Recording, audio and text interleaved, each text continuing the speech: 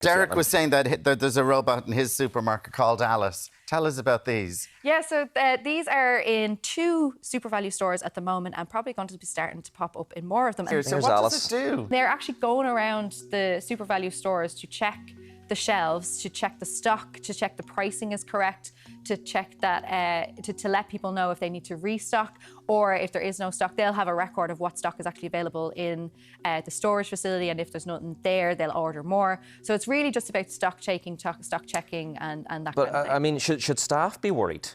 Staff are worried. I'm in a That's report in doing the somebody out Journal. of a job.